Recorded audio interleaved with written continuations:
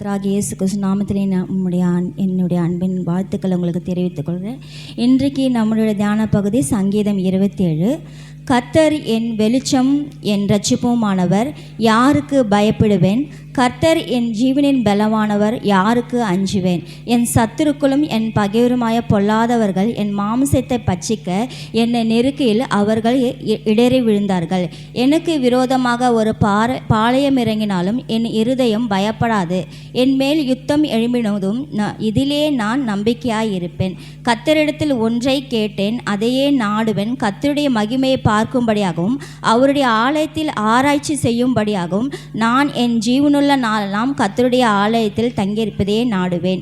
தீங்கு நாளில் அவர் என் தம்முடைய கூடார மறைத்து என்னை தமது கூடார மறைவிலே ஒழித்து வைத்து என்னை கண்மணியின் மேல் உயர்த்துவார். இப்போது என் தலை என் சுற்றிலும் இருக்கிற என் சத்துருக்களுக்கு மேலாக உயர்த்தப்படும். அது நிமித்தம் அவருடைய கூடாரத்திலே நான் ஆனந்த பலிகளை இட்டு கர்த்தரை பாடி அவரை கீர்த்தனம் பண்ணுவேன். கர்த்தாவே, நான் கூப்பிடுகிற சத்தத்தை நீர் கேட்டு எனக்கு இறங்கி எனக்கு உத்தர அருள் செய்யும். என் முகத்தை தேடுங்கள் என்று சொன்னீரே, உம்முடைய முகத்திலே தேடுவேன். கர்த்தாவே, என் இருதயம் உம்மிடத்தில் சொல்லிற்று. உமது முகத்தை எனக்கு மறையாதையும், நீர் கோபத்துடன் உமது அடியனை விலக்கி போடாதையும். நீர் எனக்கு சகாயர், என் இரட்சிப்பின் தேவனே, என்னை நிகழ்விடாமலும் என்னை கைவிடாமலும் இரும். என் தகப்பனும் என் தாயும் என்னை கைவிட்டாலும் கர்த்தர் என்னை சேர்த்து கொள்வார். கர்த்தாவே, உமது வழியை எனக்கு போதித்து என் எதிர்காலிகள் நிமித்தம் செவ்வியான பாதையிலே நடத்தும். என் சத்துருக்களின் இஷ்டத்துக்கு என்னை ஒப்புக்கொடாதும் பொய் சாட்சியும் அக்கிரமக்காரர்களும் எனக்கு விரோதமாக எழும்புகிறார்கள். நானோ ஜீவனுள்ளோர் தேசத்தில் கர்த்தருடைய நன்மையை காண்பேன் என்று விசுவாசித்தால் கெட்டு போயிருப்பேன். கர்த்தருக்கு காத்திரு, அவர் உன் இருதயத்தை ஸ்திரப்படுத்துவார். தினமனாய் இருந்து கர்த்தருக்கே காத்திரு. இந்த 27ஆம் சங்கீதம் ஒரு ஆவிக்குரிய சங்கீதம்னு சொல்லலாம். ஒரு மனிதனுடைய ஆவிக்குரிய, அது ஒரு ரகசியமான சகதியை கூட சொல்லலாம். ஒரு ரகசியத்தை பற்றி நம்ம ஆவிக்குரிய வாழ்க்கையில் எப்படி வளரணும் அப்படின்றது கூட இந்த சங்கீதம் மூலமாக நம்ம கற்றுக்கொள்ளணும். தாவீது அப்படி தான் இந்த சங்கீதத்தை கூட என்ன பண்ணுறாரு, எழுதுறாரு.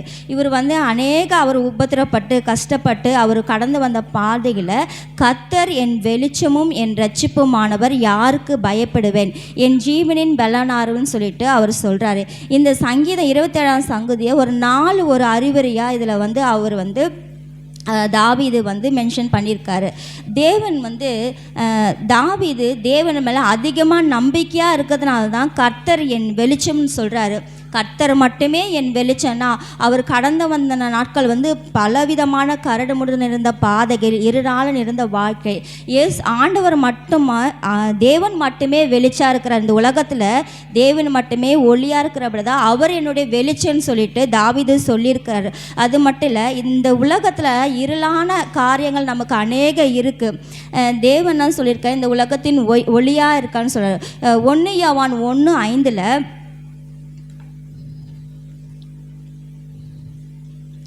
1 யோவான் 1:5 தேவன் ஒளியாக இருக்கிறார் சொல்லிட்டு அவரில் எவ்விலமும் இருள் இல்லையா. தேவனை அறிந்திருக்க நம்முடைய வாழ்க்கையில் ஒரு இருள் கூட இல்லைன்னு நம்ம சொல்லவே முடியாது. என்னென்னா, நம்ம இந்த உலகத்தோடு வாழ்ந்து கூட நமக்குள்ளே ஏதாச்சும் ஒரு குறை இருக்குது. மற்றவங்களை குறை பேசுறது, மற்றவங்களை இது பண்ணுறது எல்லாமே நமக்குள்ளே ஒரு இருளான காரியம். ஆனால் தேவன் அதை அவர் எதிர்பார்க்கல. தேவனை நம்ம விசுவாசிக்கிறபடியால் தேவனை போலவே நம்மள என்ன பண்ணோமா, வெளிச்சமாக இருக்கணுமா, அதுதான் ஆண்டவர் விரும்புகிறார். அதை தான் தாவீது என்ன பண்ணுறாரு, அதை தான் தாவீது என்ன பண்ணுறாரு, விரும்புகிறாரு. தாவீது என்ன சொல்கிறாரு, அதே போல் யோவான் 12:46 கூட நம்ம வாசிக்கலாம்.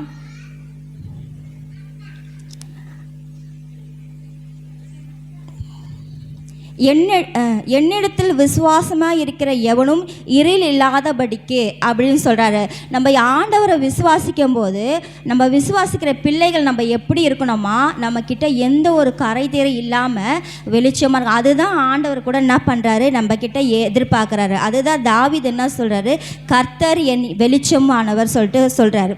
ஏன்னா கர்த்தரை நம்ம நம்பும்போது, கர்த்தரை நம்ம எதிர்பார்க்குற காரியம் என்னென்னா, நம்மக்கிட்ட கர்த்தர் எதுவுமே கேட்கல. அவரை போல் நம்ம பிள்ளையோ இருக்கணுன்றது தான் அவர் எதிர்பார்க்க. அதுதான் தாவீது என்ன சொல்கிறாரு, கர்த்தர் என் வெளிச்சம் சொல்கிறாரு, கர்த்தர் என் இரட்சிப்புமானவர் சொல்கிறாரு. அதே போல் கர்த்தர் என் ஜீவனின் பலனானவர் அப்படின்னு சொல்கிறாரு.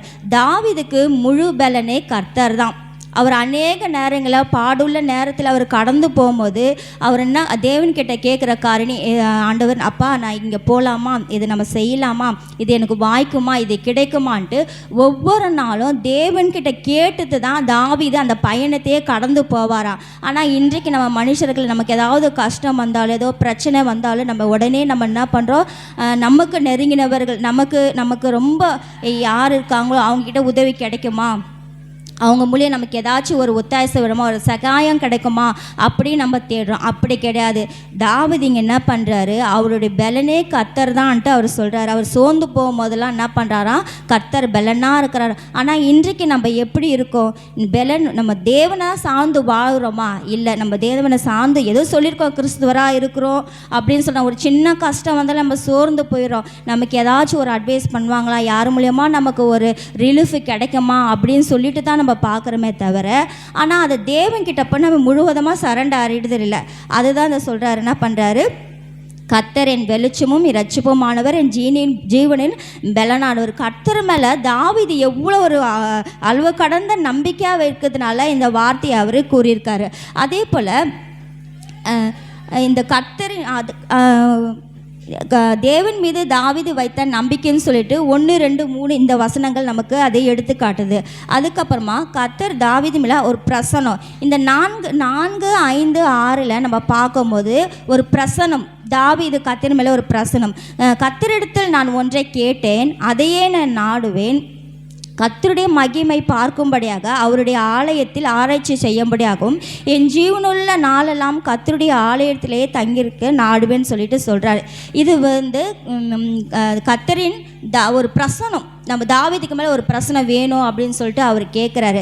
நம்ம ஆலயத்துக்கு எதுக்கு வரோம், நமக்கு ஏதோ ஒரு தேவை இருக்குது, நம்ம பிள்ளைங்களோட வாழ்க்கையை மாறணும், கணவனுடைய வாழ்க்கையை மாறணும், மகனவியோட வாழ்க்கை வரணும், நம்ம கஷ்டம் மாறணும், நம்ம தேவைகள் சந்திக்கப்படணும், அதுக்காக தான் நம்ம ஆலயத்துக்கு வரோம். ஆனால் அதை விரும்பலை. நம்ம எதுக்காக ஆலயத்துக்கு வரோம், கர்த்தருடைய மகிமையை காணும்படியாக, கர்த்தருடைய விருப்பத்தை நிறைவேற்றும்படியாக நம்ம என்ன பண்ணோமா, ஆலயத்தில் தங்கியிருந்து அவர் மகிமையை காணணுமா.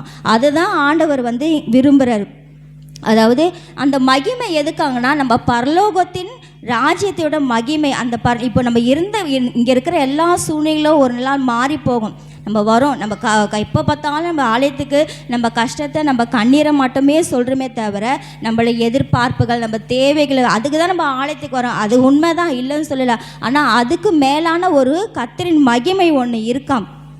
எதுக்காகனா, அவர் தீங்கு நாள் அவர் என்னை தம்மை கூடாரத்தில் மயத்து என்னை தமது கூடார மலையிலே ஒளித்து வைத்து என்னை கண்மலையிலே நடத்துவார். இந்த கண்மலை எதுக்குன்னா, அதாவது தீங்கு நாள்னா நமக்கு வர ஆபத்து, நமக்கு ஒரு பிரச்சனை அப்படின்னு சொல்லிட்டு நினைக்கிறோம். அது இல்லை என் அன்பான சகோதர சகோதரிகளே.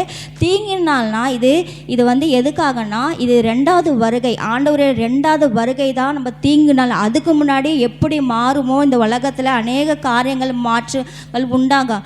அதுக்கு முன்னாடியே நம்ம ஆயத்தமாகணும். அதுக்காக தான் கர்த்தருடைய ஒரு மகிமை நம்ம பார்க்கும்படியாக ஆலயத்துக்கு வரணுமா. இதுக்குள்ளே ஒரு ரகசியம்னா, அதுக்கு முன்னாடி நம்ம தப்பித்து கொள்ளணும். நம்ம அதுக்குள்ளே ஜாக்கிரதையாக நம்ம அதிகமாக ஜபிக்கணும். நம்ம கஷ்டத்துக்காக நம்ம கண்ணீருக்காக ஜபிக்காமல் பரலோக ராஜ்யத்துக்காக ஒரு நன்மை ஒன்று இருக்குது.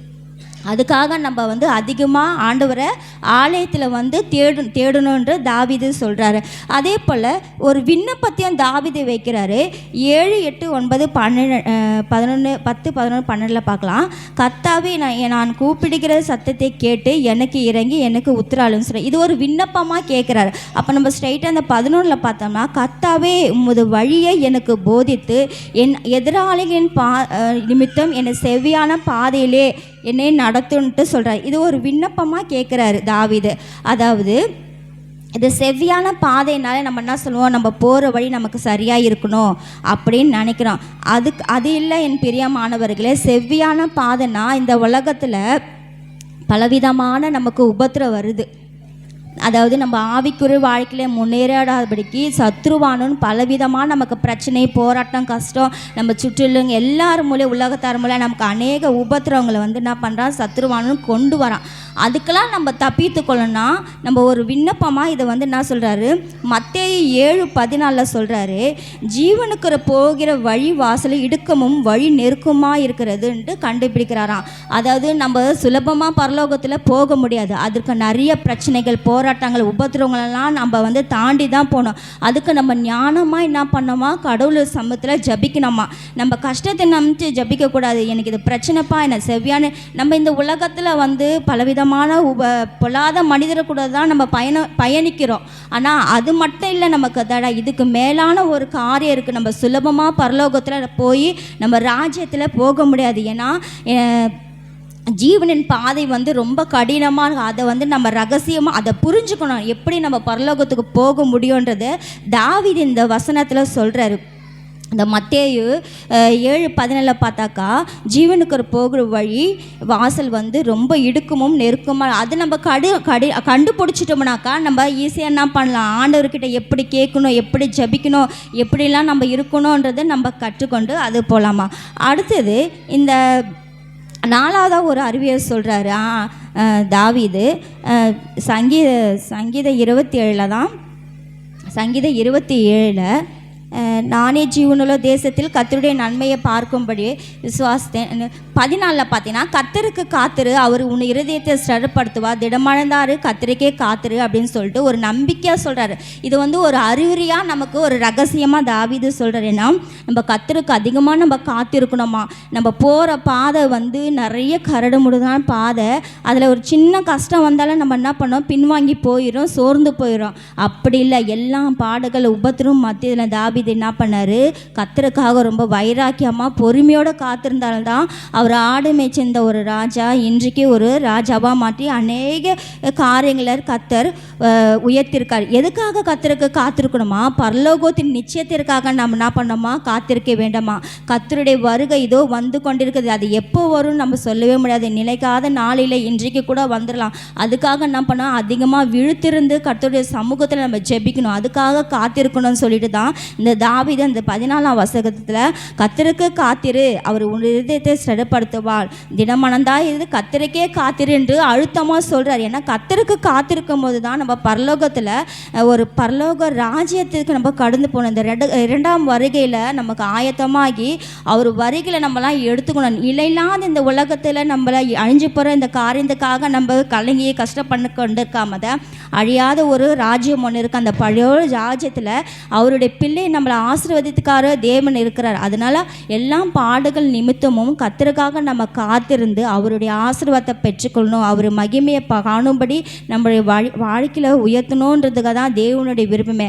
அதுதான் இந்த தாவீதும் கூட அவர் வாழ்க்கையில் கடைபிடிச்சார். தாவீது வந்து தேவன் மேலே அதிகமாக நம்பிக்கை வச்சார்.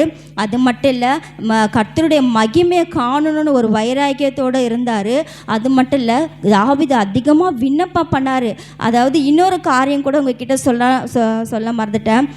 போதகர் ஏற்கனவே சொல்ல, ஒன்றையே நான் கேட்டேன்னு அதை சொல்கிறாரு, அதையே நாடுவேன்ட்டு. நம்ம வந்து ஒன்றே கேட்டு நம்ம தேவையை மட்டும்தான் கேட்குறேன். அது இல்லை என் பிரியமானவர்களே. அது ஆண்டவர்கிட்ட தாவீதின் அப்புறம் இதை விரும்புகிறேன்ப்பா, உங்களுடைய மகிமையை காணும்படி நான் விரும்புகிறேன்னு கேட்குறாரு தாவீது. அது போல் ஆண்டவர் சமூகத்தில் நம்ம என்ன பண்ணோமா, அவருடைய மகிமையை காண விரும்பணுமா, அதிகமாக ஆசைப்படணுமா.